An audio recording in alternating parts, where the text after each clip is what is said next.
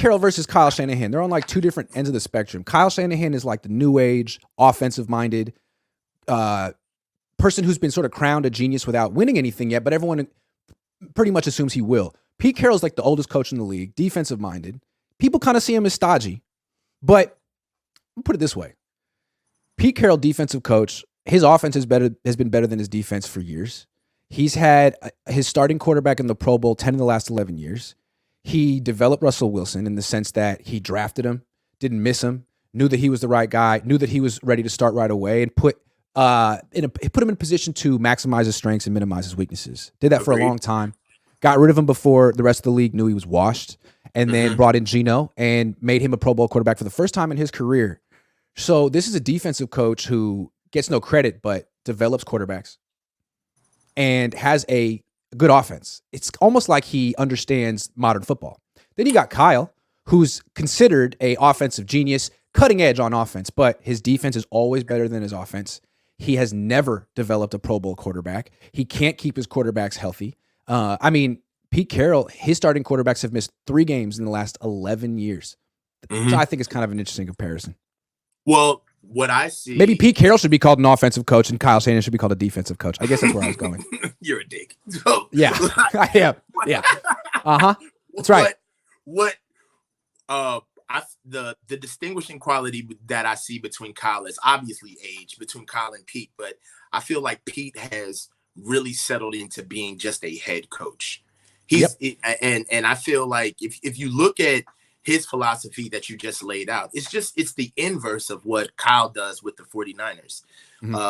Kyle puts all of the assets and the capital into the defense, and he leans on himself offensively as the SME, as the subject matter expert.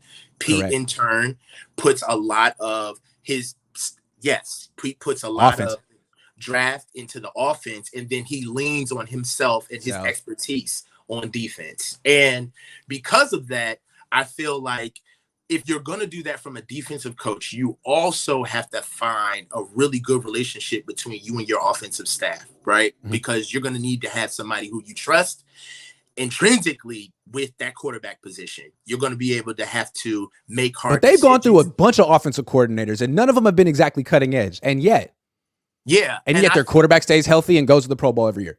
Yeah, and I feel like another reason why their quarterbacks always stay healthy is because of how they use their run game in Seattle. I don't think that they get really cute with the run game. As far as the Niners have the cutest offense in the league. The Seahawks offense is ugly. It is ugly. And if you think about it's like a 6. Also, the Seahawks, they make no bones about going out to go get linemen. They go get offensive linemen, man. Right. And they pour into their offensive line. And ultimately, if you look at it this way, not the way we run the ball, but just the run period. The run period is something that is kind of fading in today's NFL, right? You don't get a lot of teams that are married to the run. So if you look at it, do we have to be as creative as we are with the run, or do we just have to be physical and just go get downhill, right? The Seattle Seahawks, they're not nearly as creative or as complicated or need as many moving parts as we do to run the ball and to get downhill. And because of it, I feel like they don't necessarily need that many curated players on their offense. They could just go out and get guys that can whip ass up front, right? They don't have to go get these undersized linemen that move really fast and all of these curated players for their offense because they're married to the run, but they're not spending a lot of bandwidth on it. They're just getting to it. And because of that, I feel like that in turn gives you a better transition into the pass game because you have linemen that can be there for the stand-up, for the drop-back pass game. I don't want to cut you off. Go ahead. I just think it's really interesting how Kyle gets credit for developing quarterbacks because he's an offensive coach, even though he hasn't developed a quarterback. And Pete Carroll gets no credit for developing quarterbacks because he's a defensive coach, even though he's developed multiple quarterbacks. Like, who makes life easier on a quarterback, Pete Carroll or Kyle Shanahan? I would say Pete. He made life easy for Carson Palmer in college, for Matt Leinart in college, for Matt Barkley. He made these guys look like Heisman quarterback, like number 1 picks. Yeah. First round, he made him look like that. And then he did the same thing for a decade for Russell Wilson. We'll see if Sean Payton can do that. We'll freaking see. And then he's doing it right now with Geno Smith, which no one else has been able to do since West Virginia. So what I'm trying to say is I don't think you need to be an offensive coach to get credit for developing a quarterback. It's not just about teaching him how to throw. There's a million things that go into developing a quarterback, and it comes down to the head coach. And clearly Pete Carroll does a good job of it, even though he's a secondary expert. Like, that's where he cut his teeth. Kyle could have all the offensive expertise and still not know what the hell he's doing at quarterback, which is what I seem to think. People say he makes life so easy on quarterbacks. Yeah, for like 2 months until they get hurt. Yeah, I don't see this is year 7, right? This is year 7. Yup. Let's stop. We got to. You think Pete Carroll will be still searching for a quarterback in year 7? Let's no. get rid of these narratives of this. Kyle never would have drafted Russell Wilson. Never would have drafted Russell Wilson. Never would have signed Geno Smith. This is not the most quarterback-friendly offense in the league. No. That is just a talking point on ESPN and the other little networks. This is not. The first thing that players talk about when they get this offense is how complicated it is. Very complicated. How big it is. Hard to memorize. And how hard it is to memorize. Just wait till year 2.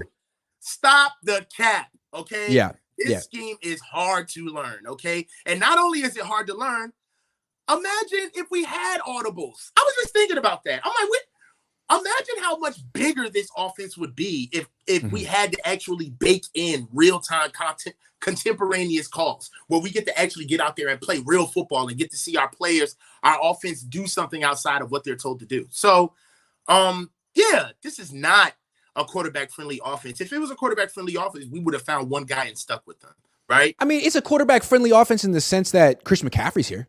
You know what I mean? Like, you got Debo, you got weapons, you got a left tackle, but like in terms of the scheme, in terms of the overall philosophy of the team, like, it's not. At first, there's a ton of pressure. Kyle Shanahan's going to micromanage you. He's not going to praise you. He's going to blame you for everything publicly. He's going to throw you under the bus. I mean, you're going to lose confidence. You're going to get hurt. They're not going to protect you. They're going to call these slow developing, long play action passes. It's not easy. There's a lot of pressure. You get no credit for the wins. You get all the blame for the losses. Ask Jimmy Garoppolo. Look at how gray that man's hair is. He's younger. He's like 32. I never thought that I would be able to. It's the truth, man. You never know how much you appreciate somebody until they're gone. Like, you sit here and you look at the saga of what's happening with the quarterbacks, and you have to think like, God, man, Jimmy made it look easy.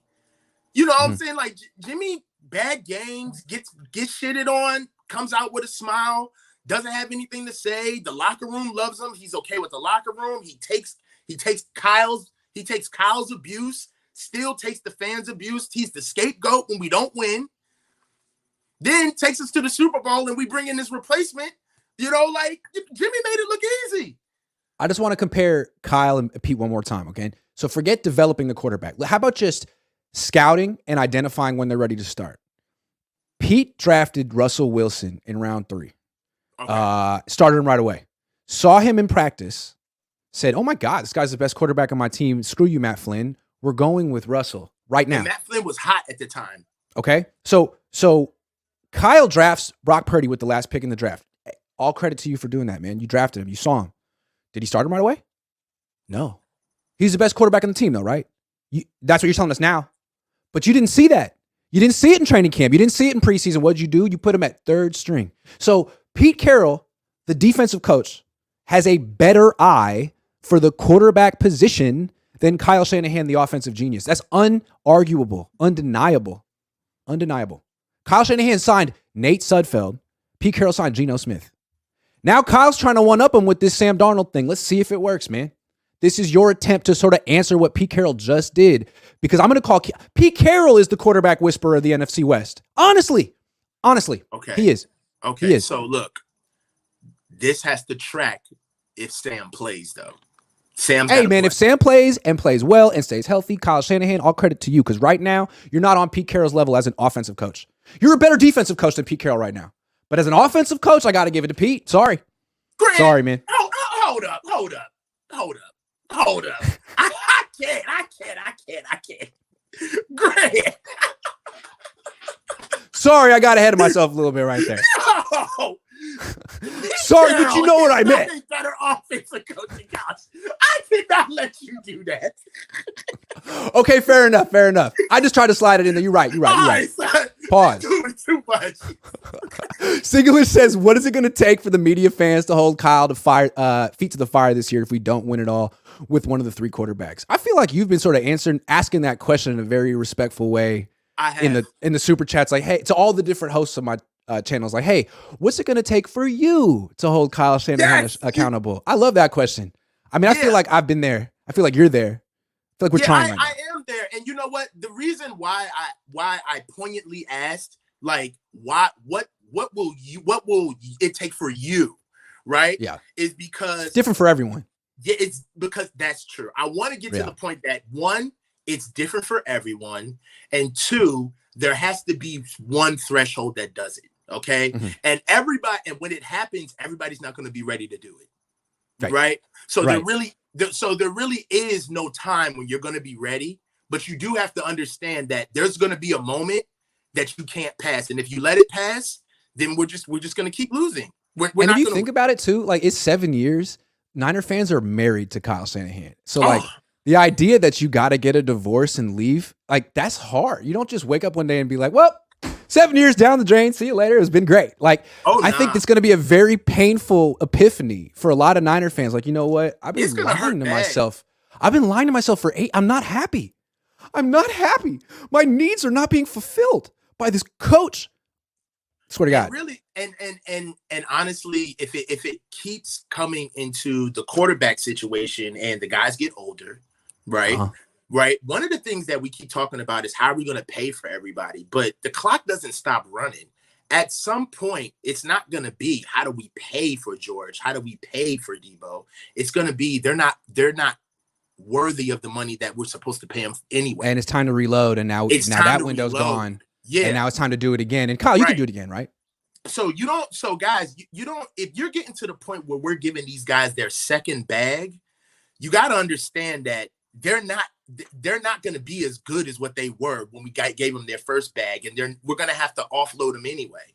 So that's the thing about windows. We talk about this window as if we can control it, but the window opens and closes on what the league says and what attrition says, on what age says, not if we have the money to do it. All right. It doesn't work that way. Richard Clark says the Niners have been great with mediocre quarterbacks. Unless Trey is awful, there really isn't much risk letting him play and hopefully reach his potential. Sure. I like that. I mean, you've already told the whole world that he sucks in practice. Like you honestly can't take his value anymore. Let him play. That's the proverbial why the hell not? Like, why the hell not? You told the whole world he sucks in practice. Hey, let's see if he is a gamer. Let's see if he's a gamer. I mean, damn. Pete Carroll says when Kyle wins a Super Bowl and hires a quarterback coach to actually train his quarterbacks, and he'll be a top 5 coach. Until then, he's got that monkey on his back. I mean, gorilla on his back. Thank you, Kaliki. Holding him accountable. I feel it. SF Bay drummer says Pete Carroll is so going to get Trey Lance once the Niners let him go. I'm going to love it. If that happens. He'd be the perfect coach for trade. Pump him full of confidence. Take him slow. Be patient. You know what he is? Pete Carroll is patient. Go ahead. I got to say this. Like, I am more of a football fan than I am a 49ers fan. Okay? Mm-hmm. Like, the 49ers do not hold the license on football in my life, right? I fell in love with football before I even started being on the Niners. So my thing is that I want to see the kid.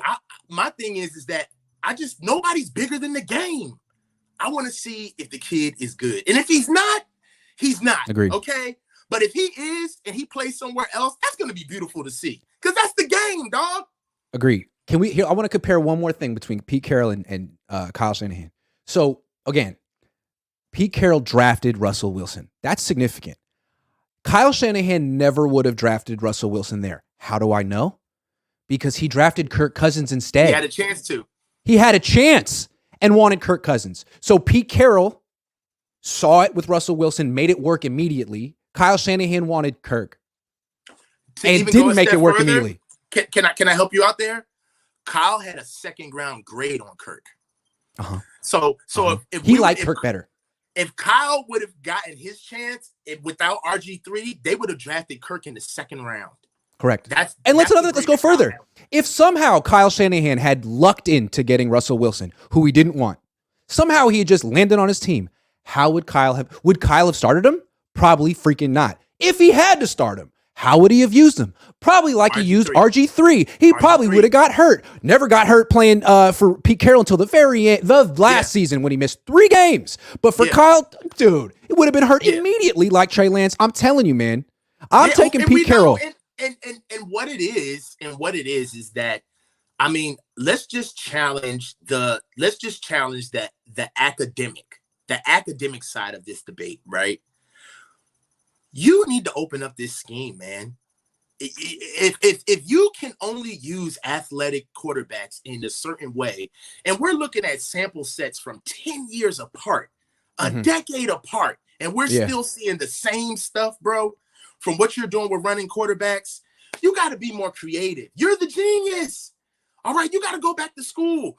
You know, one of the things that, all right, you know, Bill Belichick, he gets a lot of flack, but one of the reasons why he gets the respect he does is not because of the Super Bowls, of course, because it's the success, but it's the day-to-day. He really is who he says he is. When we were running when zone read was all over the NFL and it was whooping everybody's ass, Bill Belichick was at the height of his career. He was the preeminent subject matter expert on defense. Bill Belichick humbled himself, went out to Oregon, and sat down for 3 months and learned that scheme. He understood, I do not know this. This is something that's beyond me. And I am I'll either learn it or I'll be out of here. Yeah. Right. And my thing is that I just can't believe that we heard stories of Kyle drawing up plays on the plane for Trey. And quarterback draw. This is the quarterback power. Yeah, it's like, nah, bro, like this ain't it. And it's almost kind of like we're teachers that know our student is like you're performing under who you are, under your true talent, under your potential. This is not good. No, this is not good. Go back. Your job as a coach is to keep the guy healthy, play to his strengths, minimize his weaknesses. Kyle is playing to the strengths of his scheme. And if you either can execute it or not, if you get hurt in the line of duty, so sorry, I'll send your family and kids a letter saying my condolences, but next man up, because it's my scheme, dude. So I don't know. I mean, I guess I'm done criticizing Cobb, but I think it's an interesting comparison. Like, he's this offensive genius, man. He's not even this defensive coach in Seattle is better at certain things on offense that are very important than Kyle, because those things fall at the feet of a head coach, not an offensive coordinator. Well, doesn't matter what your background is. Hey, Grant, but that's the overarching issue where I feel like that's the next step, right? If I don't care if we get the Super Bowl in Kyle's 10th year, right? It'll be worth it because I know that if we win a Super Bowl, it'll be because we got a quarterback and that we got better. And really, what we need to be worried about is finding a way to get some checks and balances between the offense and the head coach. I feel like we need another voice inside of our Anthony Lynn. Staff. Speak up, dude. You got it. Yeah. You could be one. It could be you. Yeah. It could be you. But I don't think that... who's another guy? The new guy? Kubiak. Yeah. Clint Kubiak. It could be you. Yeah. Say something. Mike drops with Monsa says, Coach, you have to trade Brock or trade to Seattle. Who you trading? Brock. Yeah, I'm not trading trade. I'm not trading trade with a coach who would know what to Seattle. do. I'm not giving Pete trade. No. If Pete had Brock and Geno, Pete would start Geno. I would start Geno. Yeah. Mike drops with he would still start Geno over Trey, but Trey would be the future of that team. I don't know that Brock ever would be. Yeah, like, all right, the fan in me right now, I don't really want to see Trey anywhere because I know that whatever Trey is, it's just going to be a shame that somebody's going to say, well, the so-and-sos are giving him more a shot than the Niners ever did in like his 10th game. You know what I'm saying? Or I don't want that to be the narrative. Also, I just don't think like the way Pete Carroll he doesn't coach offense, but the offense he has wanted has been an offense that is aggressively attacking down the field from Russell to Geno. Geno throws a lot of deep passes and he's good at them. Like, that's just not Brock's game. And I don't think Seattle is. Some of our run fits. They run some of our stuff. Yeah. Which is crazy. Yeah. Mike Drops with Monza says the reality of the quarterback situation is if Trey gets a little better at the 0 to 15 yards, he's a better quarterback than Brock P. Or true or false? True. I mean, the problem with Trey is that he doesn't do the easy, right? Trey has a problem with all of the layups and all of the layered feather passes. Yeah. And if he got that stuff down, like that ticky-tack matchbox car stuff that Kyle wants, then Trey will find He's a little bit like Klay Thompson. He's a little bit like Klay Thompson in that. Like he can hit the long stuff, but when he gets close in, it's like, can you just draw a foul? Exactly. Can you just draw a foul, please?